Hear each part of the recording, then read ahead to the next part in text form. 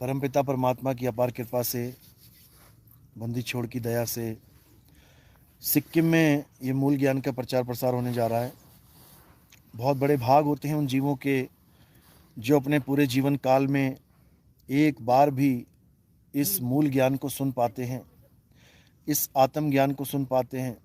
और उससे भी बड़े भाग होते हैं उन जीवों के जो इस ज्ञान को थोड़ा सा भी समझ पाते हैं, क्योंकि ये कोई आम ज्ञान नहीं है कि आप इसको सुनो और एक बार में समझ जाओ।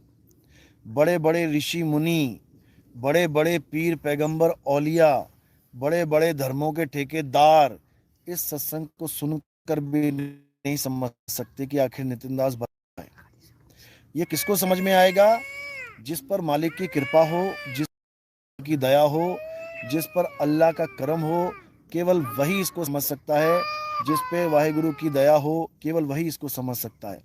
बाकी सब सुन तो सकते हैं, लेकिन समझ लें ऐसा मुमकिन नहीं है। हाँ, गुरु की दया हो गई फिर ये जरूर समझ लेंगे, फिर इसमें कोई दिक्कत नहीं है। तो आज इसी मूल ज्ञान को, आत्म ज्ञान को समझना है और अपने जीवन का कल्याण करना है, क्योंकि यही एक इंसान जन्म मिला है जिसमें आप अपने इस जीवन का कल्याण कर सकते हैं, इस मनुष्य चोले को बर्बाद होने से बचा सकते हैं। तो आज का सत्संग शुरू करने से पहले परमपिता परमात्मा के नाम पे जयकारा लगाएंगे।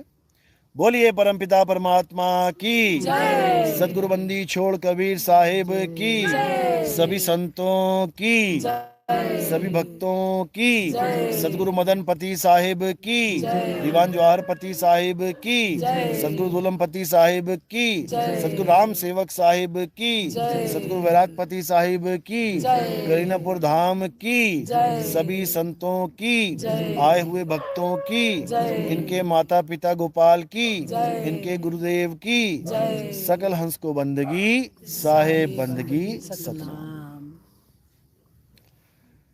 तो जैसा मैंने बताया कि ये मूल ज्ञान है, ये आत्म ज्ञान है। आत्म ज्ञान का मतलब पेड़ पौधे, फूल पत्थर या नदियाँ नाले या कोई पर्वत, ये नहीं है। आत्म ज्ञान का मतलब कोई मंदिर मस्जिद गुरुद्वारा चर्च, ये सब नहीं है। आत्म ज्ञान का मतलब हिंदू मुस्लिम सिख ईसाई बौद्ध जैन, ये नहीं है। आत्म ज्ञान का मतलब नारी पुरुष, ये 84 लाख योनियां, ये नहीं है। आत्म ज्ञान का मतलब है शुद्ध आत्मा। शुद्ध आत्मा कह लो, चाहे उसे परम आत्मा कह लो, चाहे उसे आत्म देव कह लो, चाहे उसे शब्द गुरु कह लो, चाहे उसे परम पिता परमात्मा कह लो, एक ही बात है। उसी परम पिता परमात्मा को, उसी शब्द गुरु को, उसी आत्म देव को जानना हमारे इस जीवन का, मनुष्य जन्म का परम लक्ष्य है। आप कितना ही कुछ कर लो, बड़े से बड़े धार्मिक अनुष्ठान कर लो, बड़े से बड़े आप जप तप हवन यज्ञ कर लो, बड़े से बड़े आप कितने ही बड़े से बड़े आप बड़े से बड़े प्रोग्राम कर लो, आश्रम बना लो, आप बड़े बड़े मंदिर बना लो, कुछ भी कर लो, लेकिन आपका जन्म सफल नहीं हो सकता। क्यों? क्योंकि जो करना था वो नहीं किया, उसके अलावा सब कुछ कर डाला। अब क्या करना था क्या नहीं किया, इसको समझना पड़ेगा। हमें उस आत्म देव को जानना था जिसके कारण इस सारी सृष्टि में जितनी भी हलचल हो रही है, जितने भी कहते हैं पत्ता भी हिल रहा है, उसकी वजह से हिल रहा है, उसकी ताकत से हिल रहा है। अगर वो ना है तो कुछ भी नहीं है। तो हमने उसको छोड़कर सब कुछ जान लिया, इसीलिए अज्ञानी कहला रहे हैं। अब क्या करना है? अब सब कुछ छोड़ के उस एक को जानना है। इसीलिए साहिब ने समझाया, एक साधे सब सधे और सब साधे सब जाए, और माली सींचे मूल को फूल पात अघाए। कहते हैं कोई कृष्ण जी को पकड़ के बैठा है, कोई राम जी को पकड़ के बैठ गया, कोई गणेश जी को पकड़ के बैठ गया, कोई ब्रह्मा विष्णु महेश जी को पकड़ के बैठ गया, कोई अल्लाह वाहिगुरु गॉड को पकड़ के बैठ गया। ये सब किसी ना किसी को पकड़ के बैठ गए और इसी को सत्य मानने लगे। अब पकड़ के बैठने का मतलब ये नहीं कि उन्होंने राम को पकड़ ही लिया या अल्लाह को पकड़ ही लिया या गॉड और वाहिगुरु को पकड़ ही लिया। पकड़ क्या लिया इन लोगों ने? उसके नाम को पकड़ लिया, नाम को। मुसलमानों ने अल्लाह को नहीं, अल्लाह के नाम को पकड़ लिया। सिखों ने वाहिगुरु को नहीं, वाहिगुरु के नाम को पकड़ लिया। हिंदुओं ने राम को नहीं, राम के नाम को पकड़ लिया। इसी प्रकार ईसाइयों ने गॉड को नहीं, गॉड के नाम को पकड़ लिया। जब तक ये नाम मुस्लिम है तो अल्लाह के नाम को पकड़ लिया, सोच रहा है अल्लाह अल्लाह जपूंगा तो मेरी मुक्ति हो जाएगी।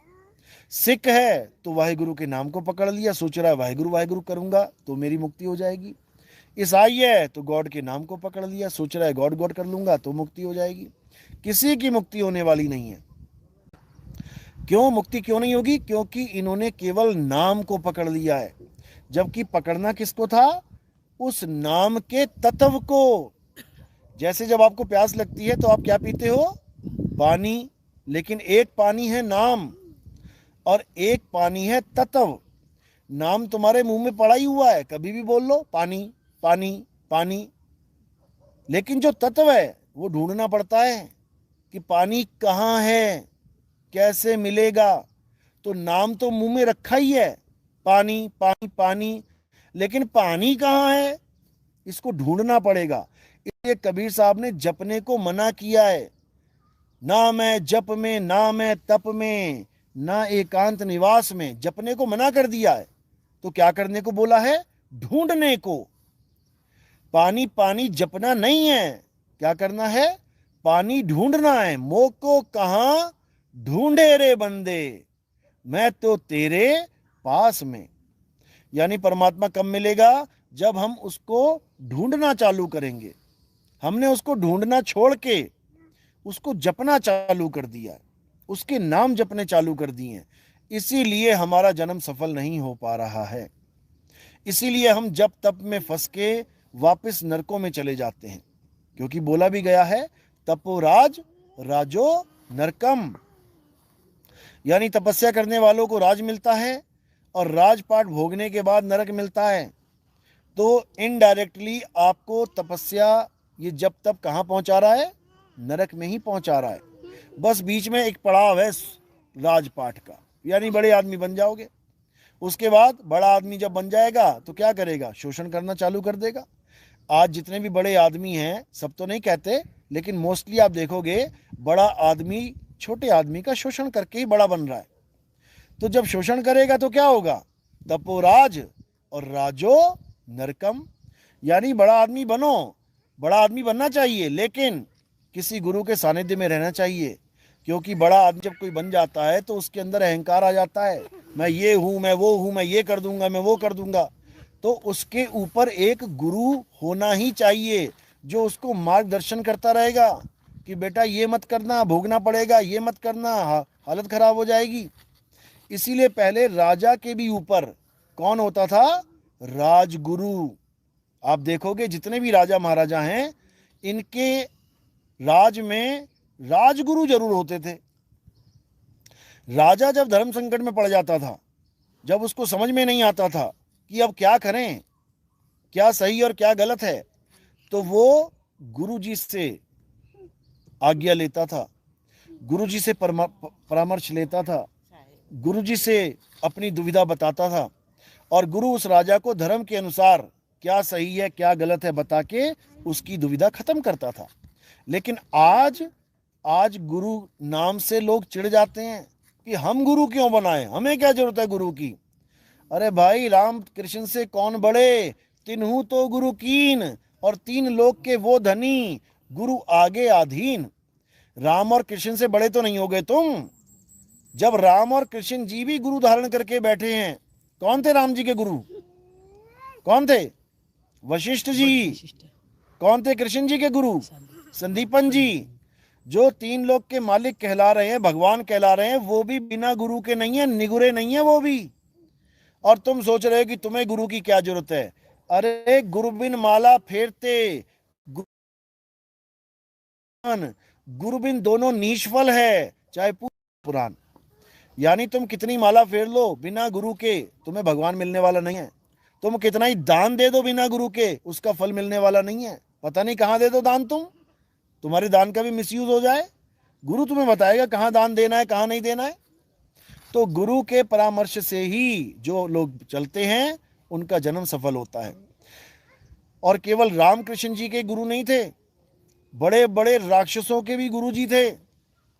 आप देखोगे जितने भी राक्षस A to Z कौन थे उनके गुरु? शंकर है, शुक्राचार्य है, शुक्राचार्य है।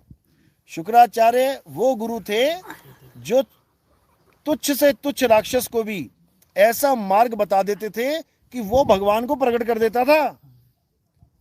समझो, अहंकारी से बड़ा अहंकारी राक्षस, कहते हैं ना अहंकार हो तो भगवान नहीं मिलता, वो अहंकारी राक्षस को भगवान मिला है। शंकर जी को प्रकट होना पड़ा है, ब्रह्मा जी को प्रकट होना पड़ा है। यानी जब गुरु तरीका बता देता है तो ये अहंकार वहंकार भी रोक नहीं पाता भगवान को आने से। आज तो बड़ी बड़ी बातें करते हैं, भगवान के दर्शन इसलिए तब होंगे जब तुम्हारे मन से काम वासना हट जाएगी, अहंकार हट जाएगा, छल कपट हट जाएगा। वो राक्षस थे, दुनिया भर के अहंकारी, दुनिया भर का छल कपट, दुनिया भर का उनके अंदर विकार, वो भी भगवान को प्रकट करके बैठे हैं। कैसे? गुरु के माध्यम से। इसलिए कबीर साहब ने गुरु की इतनी बड़ी महिमा गाई है कि आप सोच भी नहीं सकते। परमात्मा आपके पास था, है और रहेगा। ऐसा कभी हो नहीं सकता कि परमात्मा आपके साथ ना हो, लेकिन आपको वो मिलेगा नहीं। क्यों नहीं मिलेगा? चीज मेरी है, मेरे पास है, क्यों नहीं मिल रही है? क्योंकि परमात्मा तो आपके पास है, लेकिन गुरु आपके पास नहीं है। गुरु आपके पास नहीं है, गुरु नहीं है तो समझ लो परमात्मा पास होकर भी नहीं मिलेगा। इसीलिए गुरु की महिमा गाई है। कहते हैं गुरु बड़े गोविंद से मन में देख विचार, हरि सुमिरे सो वार है। वार यानी इस साइड, गुरु सुमिरे सो पार।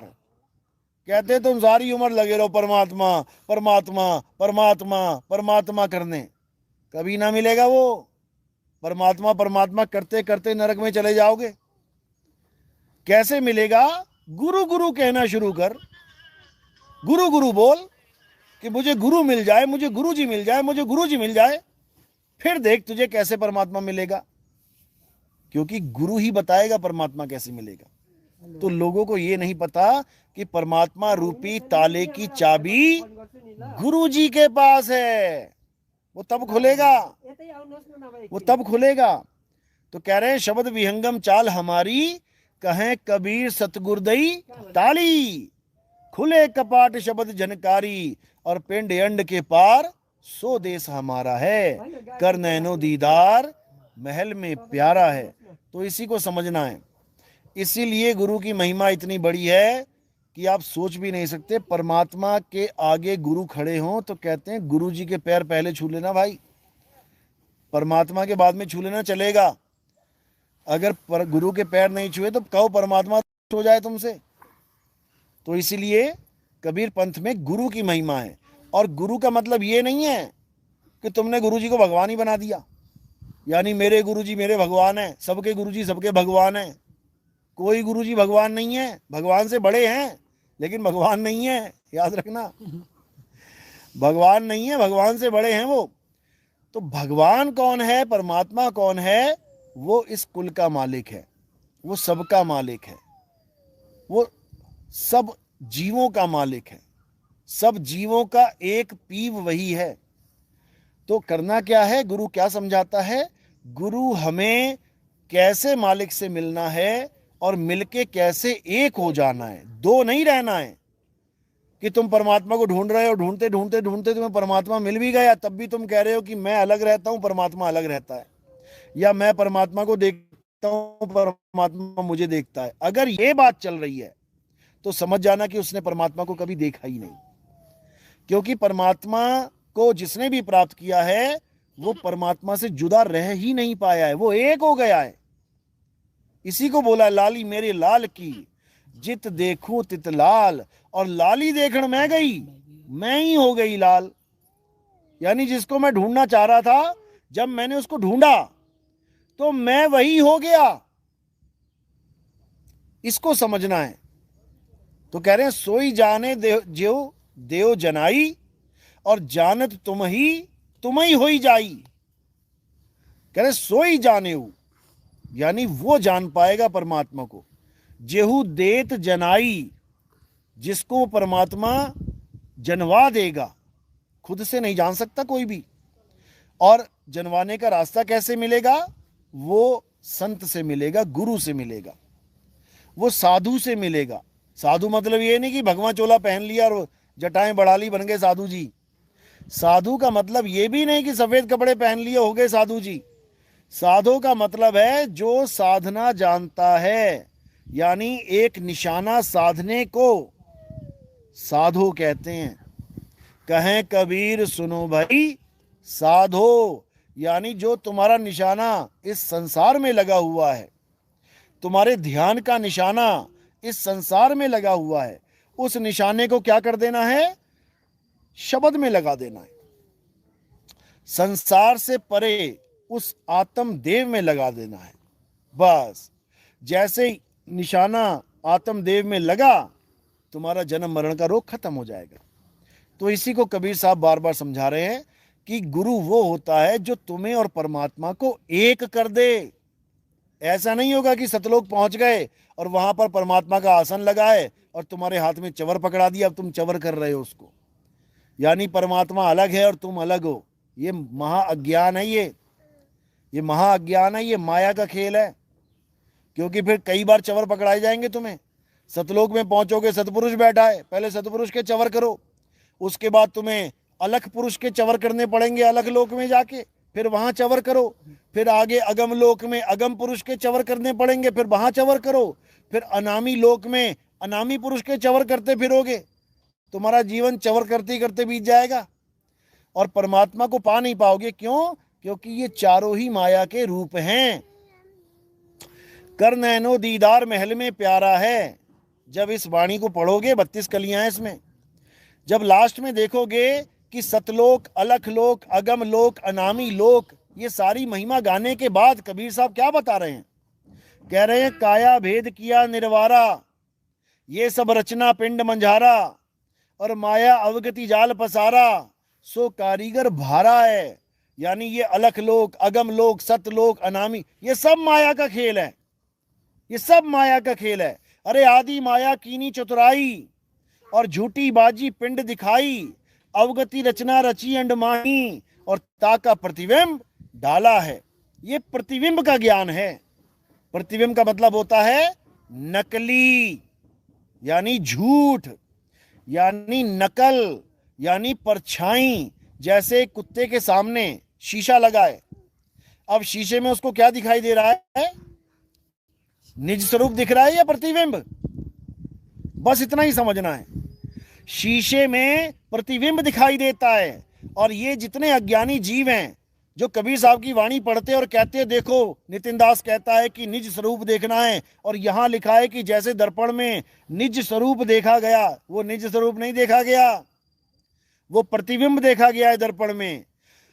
निज स्वरूप तो बिना दर्पण के दिखाई देगा। लिखा भी है वाणी में आगे जाके कि बिना दर्पण के निज स्वरूप दिखेगा।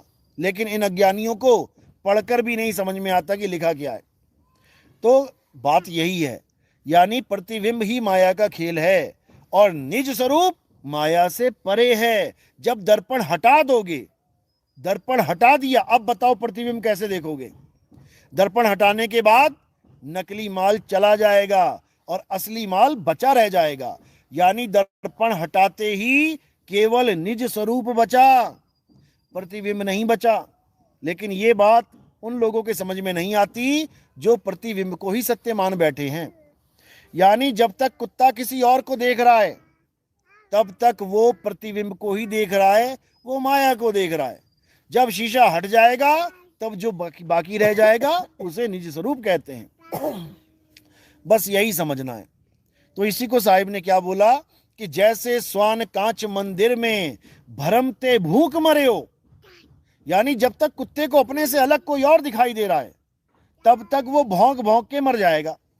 इसी प्रकार जब जीव को अपने अलावा कुछ और दिखाई दे रहा है, समझ जाना बर्बाद हो जाएगा। तो क्या करना है? जब उसको प्राप्ति होगी निज स्वरूप की, तो क्या होगा? वो एक हो जाएगा। निज स्वरूप का मतलब क्या होता है? परम आत्मा का स्वरूप, परम आत्मा का स्वरूप, इसीलिए उसको निज नाम भी कहते हैं। निज नाम का मतलब क्या होता है? तुम्हारा असली स्वरूप, यानी परमात्मा का असली स्वरूप। अब सुनने में लगेगा मेरा असली स्वरूप, परमात्मा का असली स्वरूप, ये तो दो होने चाहिए। नहीं है दो, नहीं है दो, ये दो का ही भरम है, इसको तोड़ देना है। कबीर साहब क्या कहते हैं? सत्य स्वरूपी नाम साहिब का, सो निज नाम हमारा। यानी जो परमात्मा का असली स्वरूप है वही मेरा स्वरूप है, लेकिन मैं अपने स्वरूप को भूला बैठा हूं, इसलिए मैं अपने आप को जीव मान के बैठ गया हूं, आदमी औरत मान के बैठ गया हूं। अब क्या होगा? अब हमने परमात्मा को जानना है, और जैसे ही हम परमात्मा को जानेंगे तो क्या कह रहे हैं? जानत तुम ही होई जाई, तुम ही होई जाई। इसका मतलब ये नहीं है कि तुम कृष्ण जी की पूजा कर रहे हो तो तुम ही कृष्ण जी बन जाओगे, तुम राधा राधा कर रहे हो तुम ही राधा राधा बन जाओगे। ये महाअज्ञान है। जानत तुम ही होई जाई, ये आत्मज्ञान की तरफ इशारा है। यानी आज तक मैं जो अपने आप को नहीं जान पा रहा था, मैं अपने आप को आदमी औरत बना के बैठा हुआ था, मैं गुरु जी को आदमी औरत मान रहा था, मैं कृष्ण और राधा को आदमी औरत मान रहा था, मैं राम और सीता जी को आदमी औरत मान रहा था।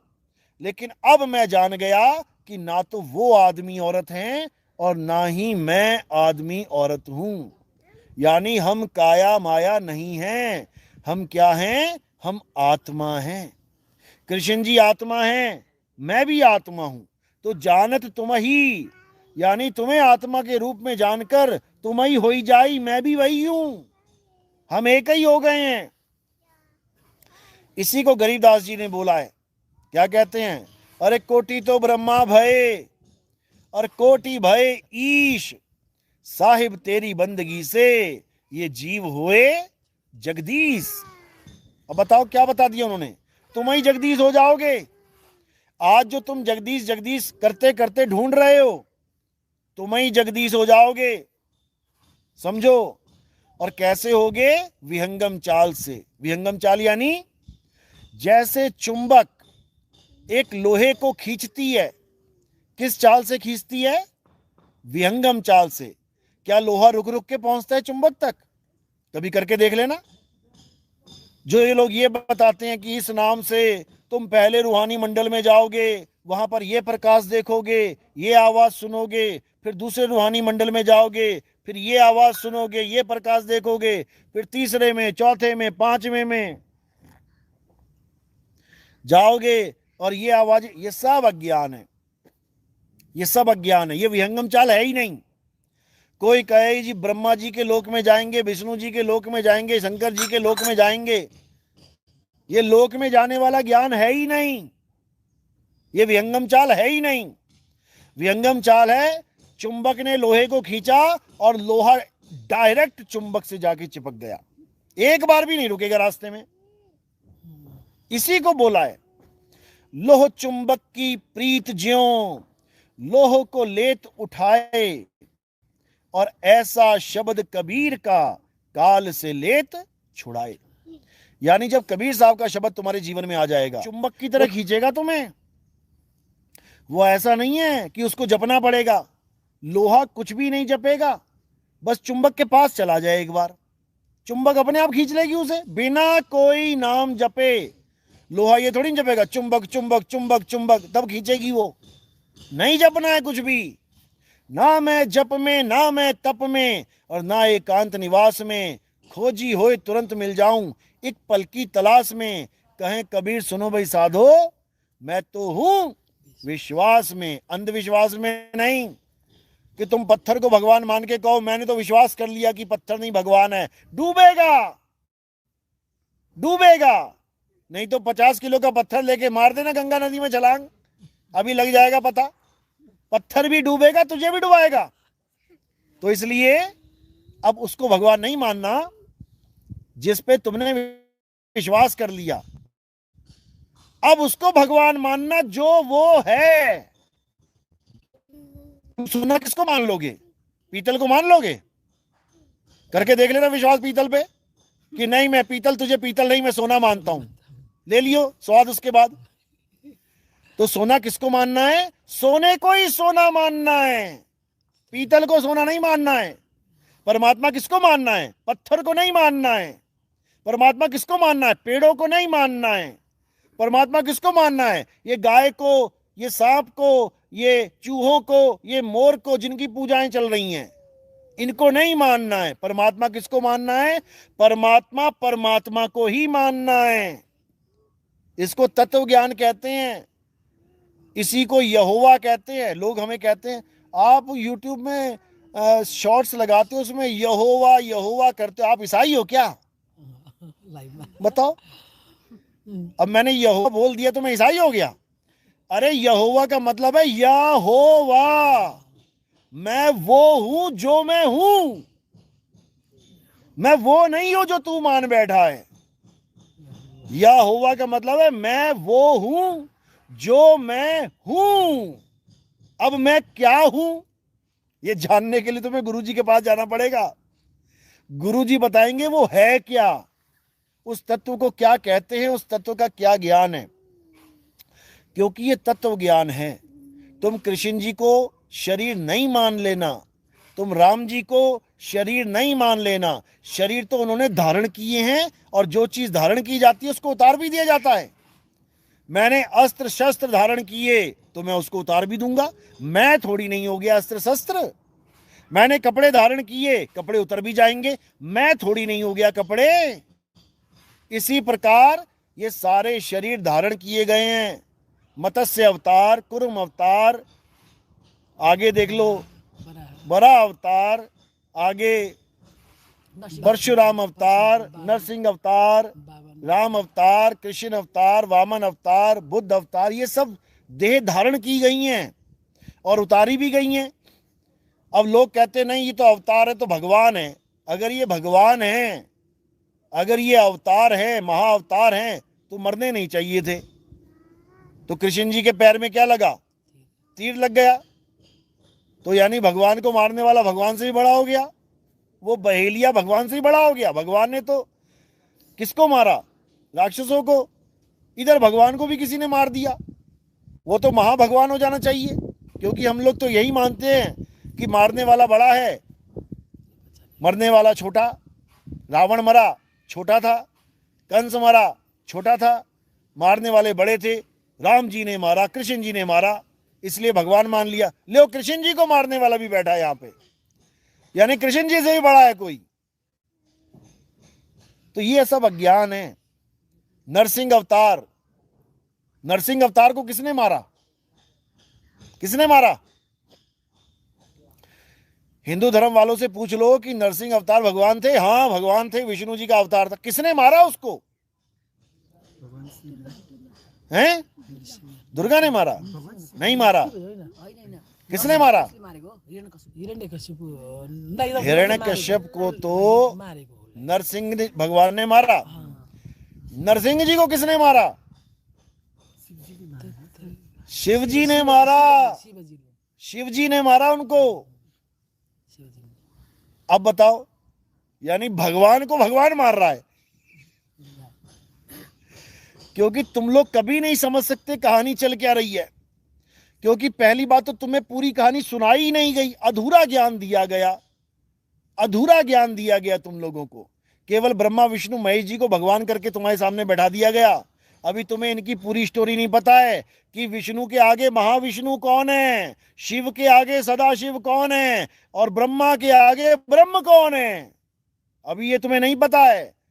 जिस दिन तुम्हें ये समझ में आ जाएगा, उस दिन तुम्हें पता लगेगा कि आखिर अलख निरंजन है कौन। और इसी अलख निरंजन का ये जाल है जिसमें ब्रह्मा विष्णु महेश भी बेहाल हैं। याद रखना, ये मत सोचना कि मजे में है भगवान। शंकर जी की घरवाली का भी यहाँ पर संहार हो जाता है। शंकर जी की घरवाली का यहाँ पर मृत्यु हो जाती है। महामृत्युंजय मंत्र होकर भी शंकर जी जिंदा नहीं कर पाते उनको। सोचो कितना बड़ा महादुख है। गणेश जी की गर्दन कट गई गर्दन कटी को जोड़ दिया, लेकिन अपनी मरी हुई स्त्री को नहीं जीवित कर पाए। सोचो कितना बड़ा दुख है। 6 महीने तक कहते ले लेके घूमते रहे इधर उधर, और लोग कहते हैं कि सदाशिव भगवान शंकर जी ये मोह माया से परे थे। अब बताओ, ये जो नरमुंड पहन रखे उन्होंने गले में, ये आदमी की खोपड़ी पहन रखी है, नर कंकाल की खोपड़ी पहन रखी है। कौन है ये पता है? कौन है? पार्वती का जन्म का है। ये पार्वती के जन्म है। ये हर जन्म की एक खोपड़ी लगा रखी है उन्होंने अपनी माला में। सोचो, तो वो वाली भी लगा लेता, उसमें परेशान होने की क्या जरूरत थी? 109 इतनी लगाई है, एक और लगा लेते। क्योंकि नहीं तुम्हें समझ में आएगा कि ये चक्कर चल क्या रहा है। कौन है ये जो छुप के सारी लीला कर रहा है? कौन है ये जो किसी को भी जिंदा कर देता है और किसी को भी नहीं कर पाता? कौन है ये? जब ये चाहता है तो सब कुछ हो जाता है, जब नहीं चाहता तो कुछ भी नहीं होता। ये अलख निरंजन है, इसी की सारी लीला है। और ये केवल जीवों को नहीं भरमाता है, ये ब्रह्मा विष्णु महेश जी को भी भरमाता है।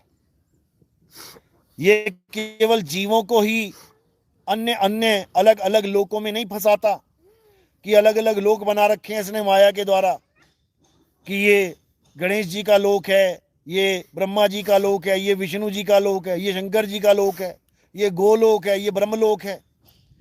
ये केवल जीवों को नहीं फंसाता, ये ब्रह्मा विष्णु महेश जी को भी फंसा देता है। आप श्रीमद देवी भागवत महापुराण, कौन सा? श्रीमद देवी भागवत महापुराण पढ़ो, उसमें तुम्हें दिखाई देगा कि ब्रह्मा विष्णु महेश को उड़न खटोले पे ले जाकर माता दुर्गा जब इसको भ्रमण करा रही थी तीनों को, तब इन तीनों को जो अंदर बैठे हुए थे, इनको अपने ही रूप दिखाई दिए सामने, और बड़े बड़े लोक दिखाई दिए। ब्रह्मा जी, विष्णु जी, शंकर जी उड़न खटोले में बैठे हैं और सामने एक बड़ा सा ब्रह्मा जी प्रकट हो गया। अब तीनों हैरान, अरे ब्रह्मा जी तो यहां बैठे हैं हमारे साथ, ये कहां से आ गए? थोड़ी दूर और आगे चले, आगे फिर तीनों को शंकर जी का दर्शन हो रहा है, शंकर जी खड़े हो गए सामने, अरे ये शंकर जी यहां कैसे आ गए? आगे चले और विष्णु जी का दर्शन हो गया, तीनों हैरान, विष्णु जी यहां कैसे आ गए? यानी ब्रह्मा विष्णु महेश को भी समझ नहीं आ रहा ये हो क्या रहा है, ये चल क्या रहा है, ये किस्सा है क्या? तो ये दर्शन देने वाला कौन है? यही है अलख निरंजन। यही ब्रह्मा के सामने ब्रह्म बन के खड़ा हो जाता है, यही विष्णु जी के सामने महाविष्णु बन के खड़ा हो जाता है, यही शिव जी के, शंकर जी के सामने सदा शिव बन के खड़ा हो जाता है। आम आदमी को तो क्या, ये तीनों देवों को इसने फंसा रखा है। तीनों देवों से काम करवाता है। ये क्या काम करवाता है? सारी दुनिया को पैदा किससे करवाता है? ये जितने बच्चे पैदा हो रहे हैं, हिंदू, मुस्लिम, सिख, ईसाई, बौद्ध, जैनियों के, भगवान को मानने वाला, ना मानने वाला, सबके बच्चे कौन पैदा कर रहा है? ब्रह्मा जी पैदा कर रहे हैं। ब्रह्मा जी की ड्यूटी लगी हुई है। हॉस्पिटल देख लो जाके, दिन रात दिन रात दिन रात बच्चे निकल रहे हैं ब्रह्मा जी के कारण। अब इन बच्चों को पाल कैसे रहे हैं? कौन करवा रहा है पालना? ये विष्णु जी करवा रहे हैं सतोगुण रूप में, ब्रह्मा जी रजोगुण रूप में बैठे हैं, विष्णु जी सतोगुण में बैठे हैं, और इनके संहार कौन कर रहा है? ये तमोगुण रूप में शंकर जी बैठे हैं। इन तीनों की ड्यूटी लगा रखी है अपना अपना काम करने में। यानी ये भी फ्री नहीं बैठ सकते कि ब्रह्मा जी कहें मुझे 1 हफ्ते की छुट्टी चाहिए, नहीं चाहिए, नहीं मिल सकती। विष्णु जी कहें मुझे 1 हफ्ते के लिए लीव चाहिए, नहीं मिल सकती लीव। तुम्हें मिल जाएगी लेकिन ब्रह्मा विष्णु महेश को नहीं मिलेगी। ऐसी कठिन ड्यूटी लगा रखी है इनकी, समझ लो। और ड्यूटी लगाने वाला कौन है? ये अलख निरंजन और माया है। अलख निरंजन और माया, इन पांचों का परिवार है। ये 5 उंगलियां है ना, ये पांचों का परिवार है। इसी को बोला है माया आदि निरंजन भाई, आप पे जाई आप पे खाई, ब्रह्मा विष्णु महेश्वर चेला, ओ हम सो हम का है खेला। ये गरीबदास जी की वाणी है। क्या समझा रहे हैं? माया आदि निरंजन भाई, भाई बोल दिया इसको। भाई क्यों बोला? क्योंकि निरंजन और माया यानी मन और माया एक ही पिता की संतान है। तुम्हारा मन और माया एक ही पिता की संतान है। तो एक पिता की दो संतान है तो क्या लगे आपस में? एक मन और एक माया, एक लेडीज है एक जेंट्स है, क्या लगे? दोनों भाई बहन लगे। इसलिए बोला आदि माया निरंजन भाई, आपे जाई आपे खाई। ये खुद ही पैदा करता है और खुद ही खा जाता है। ये सारा संसार कहां जा रहा है? ये सब काल के मुंह में जा रहा है। और सारे संसार को पैदा कौन कर रहा है? काल ही पैदा कर रहा है। आपे जाई आपे खाई। अर्जुन को यही दिखाया गया गीता में। विराट रूप में जब इतने बड़े बड़े मुंह खुले तो सारी दुनिया उसके मुंह में जाने लग गई और वो सबको चूरा बना रहा है, खा रहा है सबको। अर्जुन हैरान परेशान कि आप कौन हैं?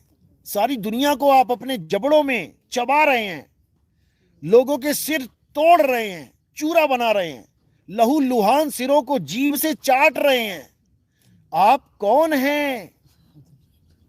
अध्याय 11 में सब लिखा है, एक एक लाइन लिखी है जो बता रहा हूं मैं।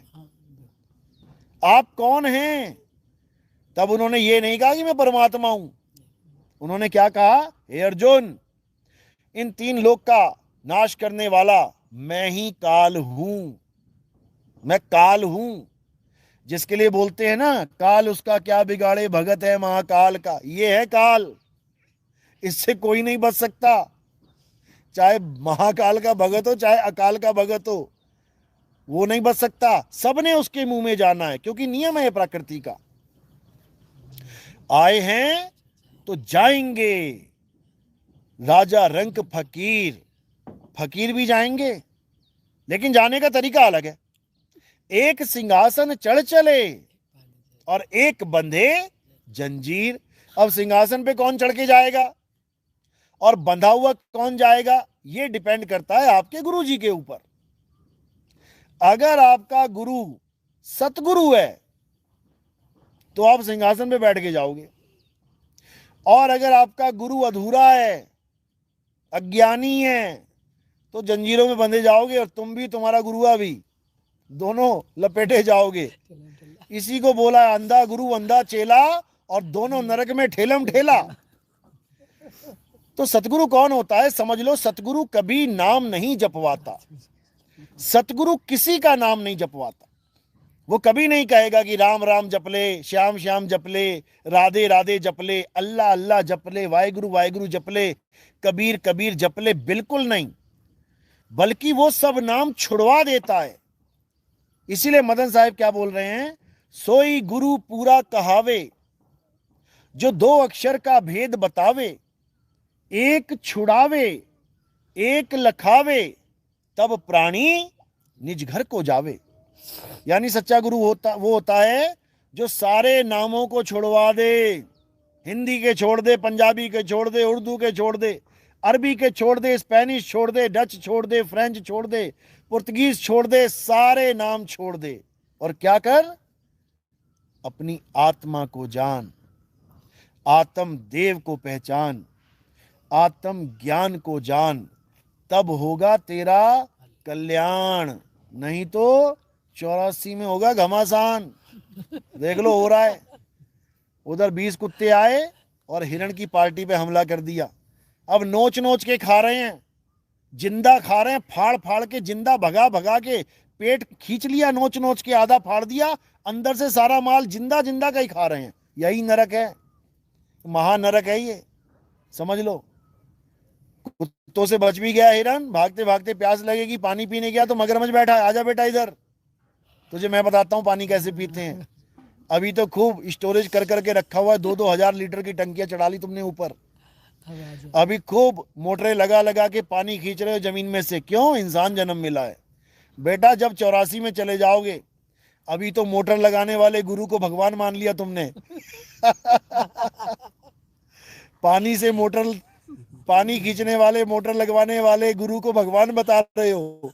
जब इंसान जन्म चला जाएगा तब तुम्हें समझ में आएगा कि भगवान था कि शैतान था। भगवान वो होता है जो तुम्हें भगवान से जोड़े, और शैतान वो होता है जो भगवान से तोड़े। समझ लो, यानी किससे जोड़ना है और किससे तोड़ना है, समझ लो। हमने किससे जुड़ना है? आत्मदेव से जुड़ना है।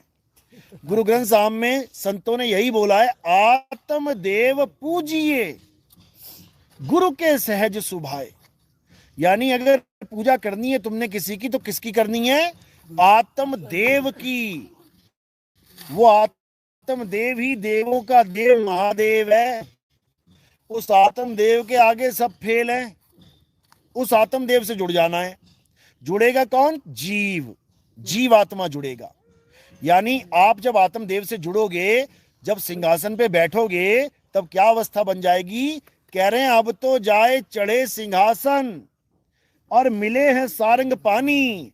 राम कबीरा एक भये हैं, कोई ना सके पहचानी। यानी राम और कबीरा एक हो जाएंगे।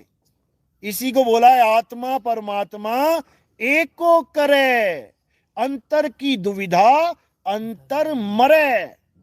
यानी गुरु ऐसा होना चाहिए जो तुम्हारा अंतर ही खत्म करवा दे, अंतर खत्म करवा दे। यानी जीव और पीव में अंतर ही ना बचे, तब समझो कि अब कल्याण होगा।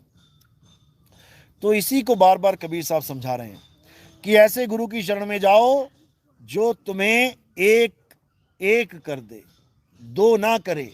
दो करोगे तो फिर दुविधा में रहोगे। तो उसी एक को सब संतों ने एक को सतनाम बोला है। एक को सतनाम, क्योंकि तुम्हारा नाम भी सतनाम है, परमात्मा का नाम भी सतनाम है। तुम्हारा निज नाम भी सतनाम है, परमात्मा का निज नाम भी सतनाम है। इसलिए परमात्मा के नाम अलग अलग जो तुमने रख दिए हैं वो नहीं जपने हैं। तुम्हें निज नाम सतनाम को जानना है, केवल केवल सतनाम को जानना है, क्योंकि सतनाम ही तुम्हारा नाम है। सतनाम काल भगवान का या अक्षर पुरुष का नाम नहीं है। जो इन अज्ञानियों ने अक्षर पुरुष और काल भगवान के नाम को, यानी ओम सोहंग को सतनाम बना के पेश कर दिया, यही महाअज्ञान है। सतनाम क्या है? तुम्हारा नाम सतनाम है, परमात्मा का नाम सतनाम है। इसी को बाबा नानक ने बोला एको सतनाम। कर्ता पुरुष क्यों नहीं बोला? काल और अक्षर पुरुष क्यों नहीं बोला? एको सतनाम कर्ता पुरुष, यानी सतनाम कौन है? परमात्मा ही है, काल भगवान और अक्षर पुरुष नहीं है। एको सतनाम कर्ता पुरुष निरपहो निर्वैर, यानी वो निर्भय है और निर्वैर है। वो किसी को मारता नहीं है और किसी से डरता नहीं है। निर्भय निर्वैर अकाल मूरत, यानी काल भी उसका कुछ नहीं बिगाड़ सकता। अकाल मूरत अजूनी सैभंग। अजूनी यानी जो कभी जूनों में नहीं आता, जूनों से रहित। काल भगवान और अक्षर पुरुष तो जून में आते हैं, मनुष्य बना दिया इन लोगों ने, आदमी रूप दे दिया उनको। लेकिन परमात्मा अयोनी, यानी वो जूनों में नहीं आता, वो शरीरों में नहीं आता, उसका कोई रूप रंग रेख नहीं है। गुरबाणी कहती है रूप न रेख न रंग, प्रभु तीन गुणों से भिन्न, ते ही बुझाए नानका जित होवे प्रसन्न। यानी उसको वो बुझाएगा अपना स्वरूप, जिस पर वो प्रसन्न हो जाएगा। और जब वो प्रसन्न होगा तो क्या करेगा मालिक? वो तुम्हारे धंधे, वो तुम्हारे बिजनेस, वो तुम्हारे मकान दुकान, वो तुम्हारे बड़े बड़े परिवार नहीं कर देगा कि जी बड़ा पैसा आ गया, बड़ा पैसा आ गया, जब से गुरुजी की शरण में आया हूं। दया हो गई परमात्मा की। परमात्मा की दया नहीं हो गई, ये माँ से माया की दया हो गई। परमात्मा की दया होगी ना तो कुछ और ही होगा। तो क्या होगा? कहते हैं प्रभु कृपाल कृपा करे, तब नाम नानक साधु संग मिले। जब प्रभु कृपाल कृपा करता है तो तुम्हें क्या मिल जाता है? साधु का संग मिल जाता है।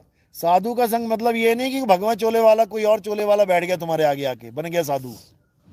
साधु का मतलब है कि तुम्हारी साधना, यानी तुम्हारी सूरत को साधना कहाँ है ये बताने वाला गुरु मिल गया। क्योंकि संसार में सुरता फंसी हुई है, सूरत फंसी संसार में, ता से पड़ गई दूर, और सूरत बांध स्थिर करो आठों पहर हुजूर। जब आपके हाथ में तीर कमान होता है, तीर कमान है ना, और आपका हाथ हिल रहा है तो निशाना सामने है, वो नहीं लगेगा। तो क्या करना पड़ेगा? इसको हाथों को स्थिर करना पड़ेगा, यानी कि तुम्हें एक साधना पड़ेगा, निशाने को साधना पड़ेगा। तो कह रहे सूरत बांध स्थिर करो आठों पहर हुजूर, यानी गुरु तुम्हें बताएगा कि तुमने सूरत को स्थिर कहां करना है। साधु तुम्हें यह बताएगा कि साधना कैसे करनी है।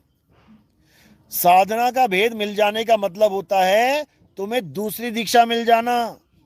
दूसरी दीक्षा का मतलब होता है ध्यान विदेही, यानी मैं उस विदेह का ध्यान कैसे करूं। क्योंकि जब तक तुमने ध्यान विदेही नहीं किया तब तक तुम्हें नाम विदेही नहीं मिल सकता।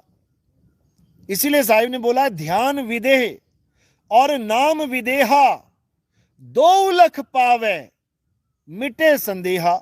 ये नहीं बोला कि एक को छोड़ दो और दूसरे को पकड़ लो, ध्यान विदेही को त्याग दो और नाम विदेही को पकड़ो। अरे नाम विदेही मिलेगा ही ध्यान विदेही से, मिलेगा ही ध्यान विदेही से। तुमने चांद की तरफ देखा तो कैसे पहुंचोगे? रॉकेट से। और तुम रॉकेट को तो मारो गोली, हमें नहीं चाहिए रॉकेट और तुम्हें चाहिए चांद, तो तुम पहुंच गए फिर बेटा। यानी कि ध्यान विदेह और नाम विदेहा, दो लख पावे। दो, अगर एक को कोई छुड़वा रहा है, वो महाअज्ञानी है, नीच है, वो उसका साथ छोड़ दो, क्योंकि वो तुम्हारा साधन ही खत्म करवा रहा है। साधन के बिना तुम मंजिल तक कैसे पहुंचोगे? अभी तुम यहां सत्संग में आए हो, किससे आए हो? साधन से।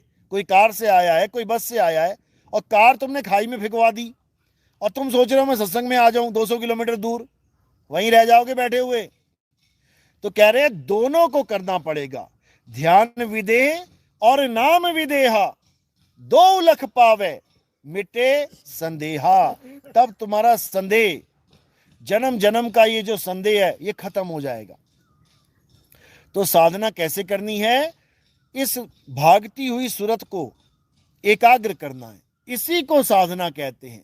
ये राम राम जपना साधना नहीं है, ये राधे राधे जपना साधना नहीं है, ये ज्योति निरंजन ओंकार अरंकार सोहंग सतनाम जपना साधना नहीं है, ये सतपुरुष अकाल मूरत शब्द स्वरूपी राम जपना साधना नहीं है, ये अल्लाह अल्लाह वाहिगुरु वाहिगुरु जपना साधना नहीं है, ये नमाजें पढ़ना साधना नहीं है।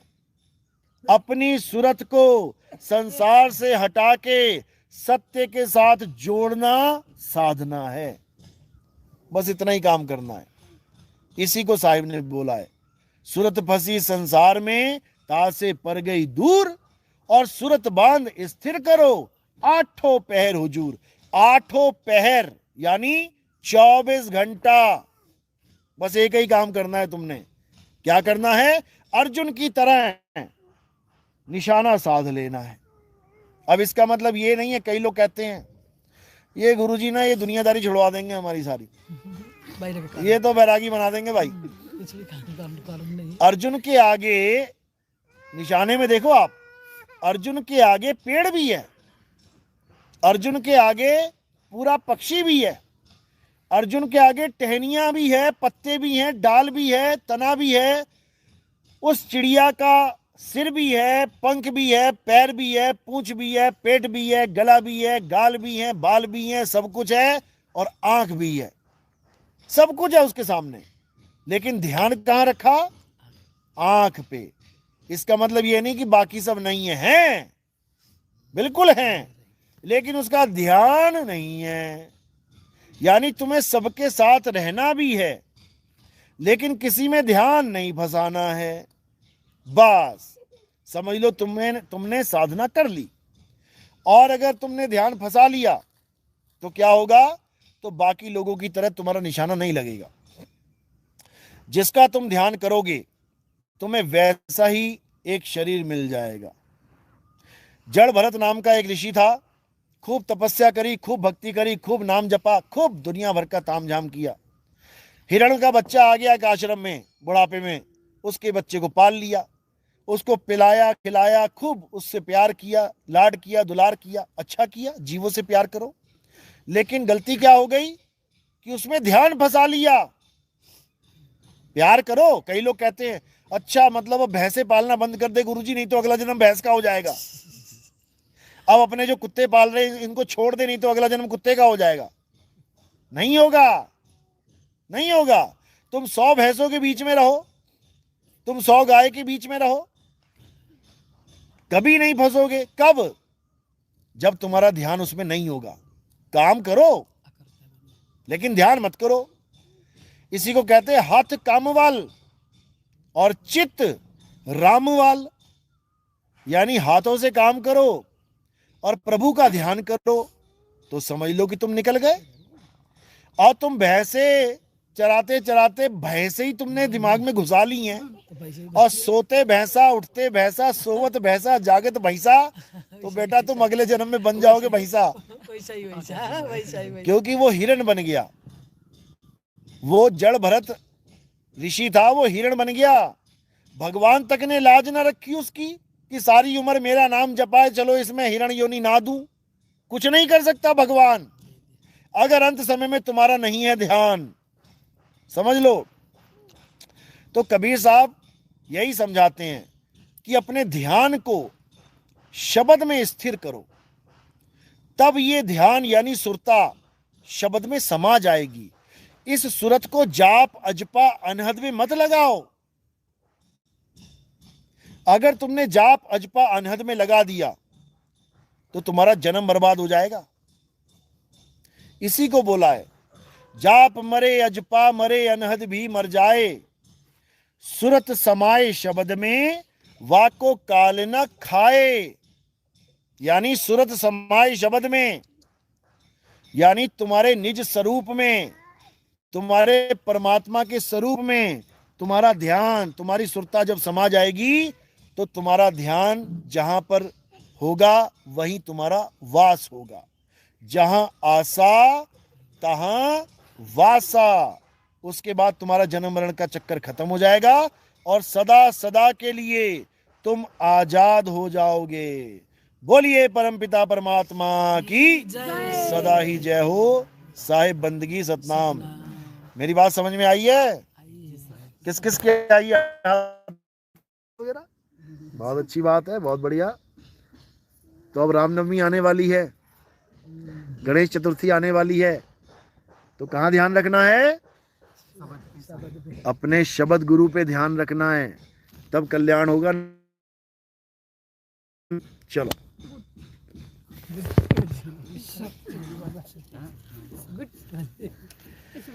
चलो अब आरती का समय। आरती कैसे करते हैं? हमारे यहाँ पत्थर की फूल, पत्थर की, कैलेंडर की, तस्वीरों की आरती नहीं होती है। हमारे यहाँ आरती किसकी होती है? आत्मा की आरती होती है, शब्द गुरु की आरती होती है। तो आत्मा की आरती, शब्द गुरु की आरती कैसे करते हैं? आपने फूल लेना है। फूल कहाँ रखना है? मेरे सिर के ऊपर। मेरे सिर के ऊपर क्यों रखा? क्योंकि पैर से लेके सिर की चोटी तक ये क्या दिखाई दे रहा है? नाशवान शरीर। हमारे यहाँ नाशवान शरीर की आरती नहीं होती। कई लोग कहते हैं नितिन दास अपनी आरती करवाता है। वो मूर्ख हैं जो ये सोचते हैं कि नितिन दास अपनी आरती करवा रहा है। अपनी आरती का मतलब शरीर की आरती सोचते हैं वो। यहाँ आत्मा की आरती होती है, क्योंकि संत, हमारे यहाँ संत को आत्मा बोला जाता है। हाँ कोई बात नहीं। संत हमारी आत्मा, हम संतन के जीव, और संतन हम में रम रहे, ज्यों माखन में घी। तो इसलिए संतों की आरती आत्मा की आरती होती है। बोलिए परमपिता परमात्मा की सदा ही जय हो। साहिब बंदगी सतनाम। जय सतनाम, जय सतनाम।